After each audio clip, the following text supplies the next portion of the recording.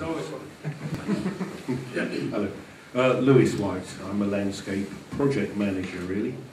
I'd like to suggest that really you need to convince 4 groups, and they are very simply the public, the councillors, the council officers and the developers. I think a lot of people, my colleagues in private practice, probably see the world a lot more in terms of developers. I work for a local authority. I realise that members make decisions, but the public request things.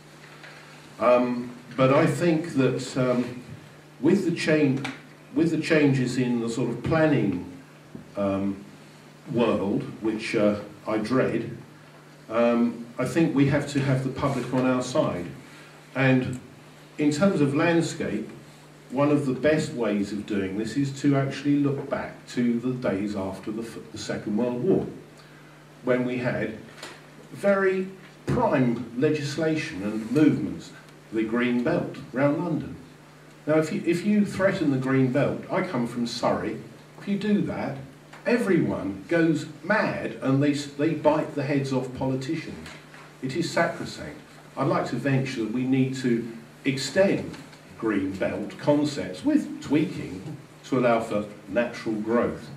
But, you know, that's one of the key things we can get to the public about, and about stopping the re-emergence of urban sprawl, which I think is happening along our motorways, with business parks, with lollipop trees, antisocial housing, and various other things that people really realise they don't really like, so they'll bung it by the poor old motorway. And so the whole vision of our country changes to urban. But to do that, I have to go with the lady along there who mentioned the planners. You know, without getting the planners on our side, and the engineers, and the architects, and the ecologists, and the economists, that's with reverence to you, madam, you know, we're going to get nowhere. So I think that it's pointless us working without these other professions, just as we used to do after the war. Thank you. Okay. Can I ask the remaining 2 to be quite brief? We are aiming to wrap up 8-ish, which it's already past. Okay. Annie Lennox. A sort of twin question. First part of it does come back to the less tangible potential benefits, which are around perhaps crime and health and social cohesion. Has any research been done on that? The second is with changes to planning system and planning process, sort of, as far as I understand it, which isn't far, being devolved down to the big society. You know, has the panel got any suggestions as to how we might support the community in promoting landscape? Thanks. Gentleman behind, and then we'll finish. Tom Liddell, I have my own practice. I thought, why invest in landscape? And I suspect most here are landscape architects. And it seems to me that perhaps the question we should be asking is, how do we create value in landscape? And the value is not just monetary value, but it's social value, it's environmental value, it's all the other kind of, it's design value, all the other kind of values that we want to put in it. So I think the question should really be, how do we create value in landscape?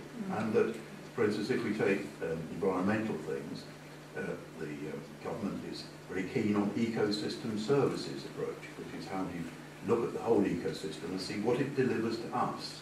So it doesn't put a monetary value on ecosystems, it puts partly monetary value, but it puts also what does it deliver to us.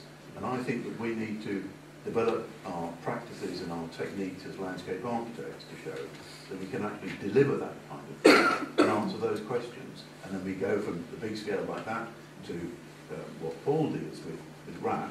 And are we looking at the resources we find when we start on a site and really saying, what's their value? Are we looking at the value of using recycled products? Does it save money? Is it good for carbon footprint or whatever it is? So to me it seems to really be, we should be asking, how do we create value? Thank you. I'll take one last remark from the floor, and then I'll ask the top table to just give a very, very brief summing up statement each. Yeah, just a short one. Jane Knight. I'm just wondering whether we need better evidence. Obviously, in Sheffield, you've got the GenCon study that has got lots of facts and figures in there that can be bandied around about value, and a lot of what we're talking about is fairly anecdotal, and maybe we just need to evaluate and do some proper research on some projects. Maybe that's something that the Institute might be, I don't know whether we'd commission it, but that seems to be, you know, we're talking about things that, if we're talking about financial issues, we need figures to back it up. Thank you. If we can just take a closing remark from each of the panel, please. I think perhaps we should promote the idea of insurance. What we do is providing insurance and therefore some security, because that is value in itself. If you can protect against rising costs of energy, you can produce a small amount of food in your street or in your garden or in your communal garden. That is helping to give you some security. So I think maybe we should promote the idea of insurance and security at that local level, and maybe that's the way to get people on board.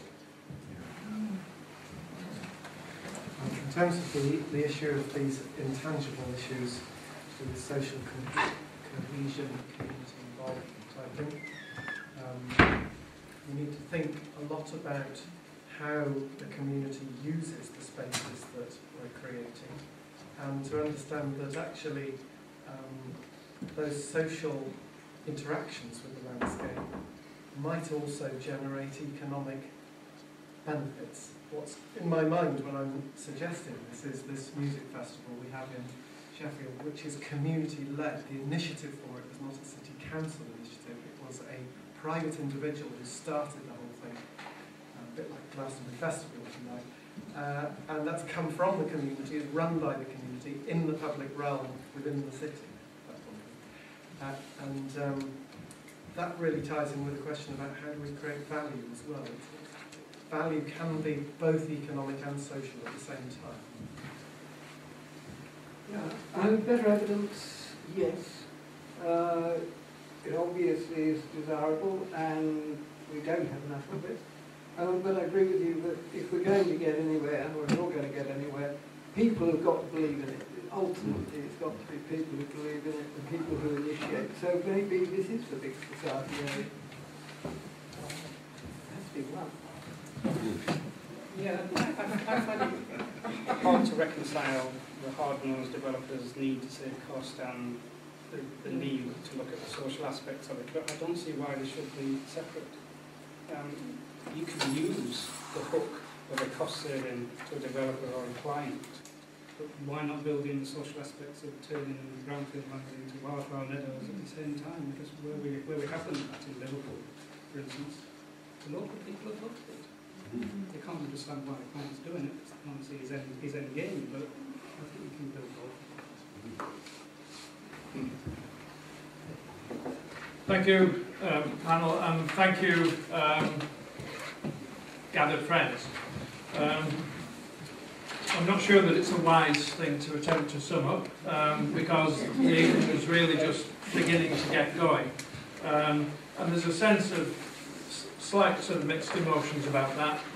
We're just getting ourselves going, but as Noel has said, we are the converted, and therefore we're to be a little bit careful getting too excited about convincing ourselves.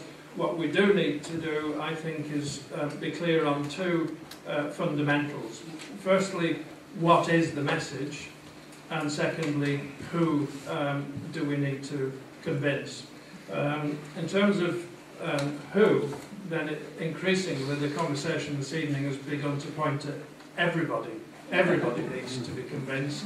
The consumers need to be convinced. They will in turn convince those who provide, and ultimately our leaders will recognise what people are looking for.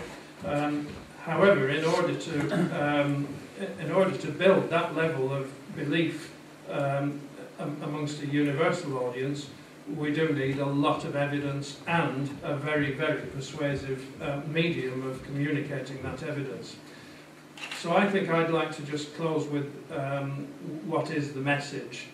And I have some sympathy for Nick's concern that concentrating too much on the treatment of the spaces between does have some perils.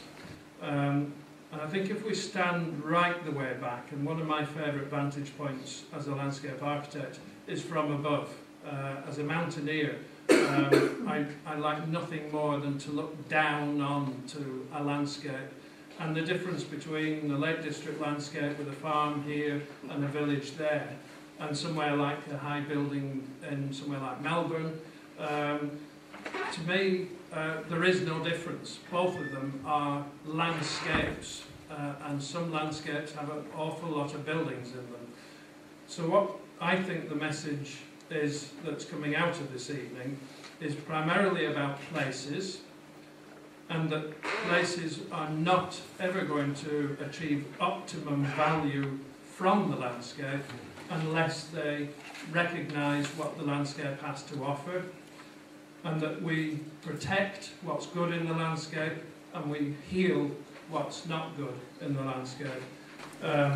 And we lean very hard on all of those who are responsible for either threatening or stewarding our landscape in its fullest and broadest possible sense. I'd leave it there.